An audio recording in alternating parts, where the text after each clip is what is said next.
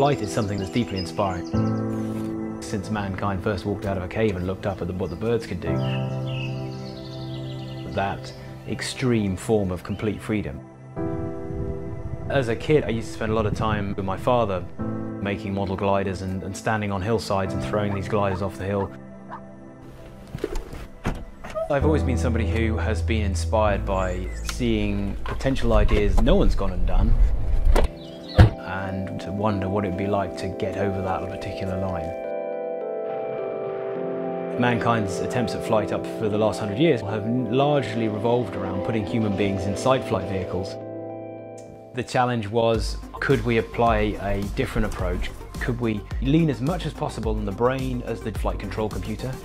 Could we then add just the right amount of horsepower to get the human being off the ground, but also employ the arms to be able to manage and manipulate that power?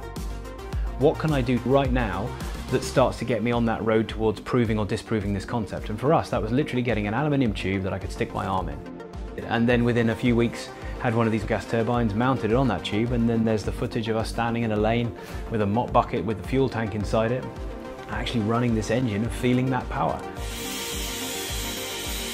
That was the point when this went from an idea that it wasn't supposed to be possible to one that clearly was.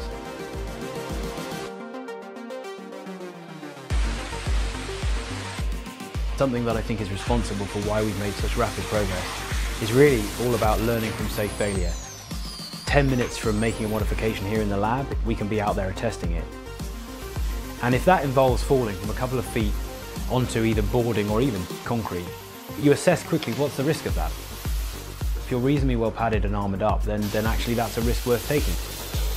These gas turbines, the ones on my arms, they only weigh less than 2 kilos each, but they put out 22 kilos of thrust each. The engine on the back is even more powerful than two put together.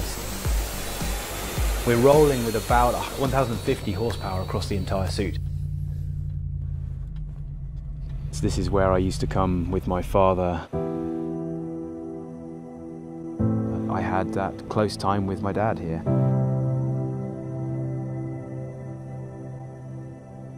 He would absolutely love this if he was around today. We're testing flying in some interesting, gusty and quite turbulent conditions.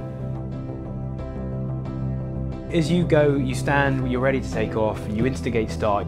You can hear 6 little solenoids tick over as the fuel valves open. The engines then build as more fuel goes in. You get to about 30,000 RPM, and that's a lot of noise. At that moment, you know there's no going back.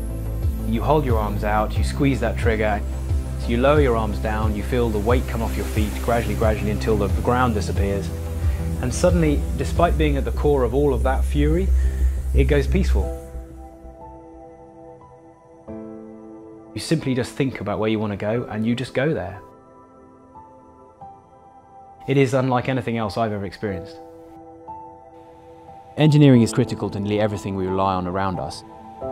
It's a wonderful journey of creativity, of turning an idea, even a fanciful idea, into something tangible that actually can go and change people's lives. It's one of the most rewarding and amazing career paths that you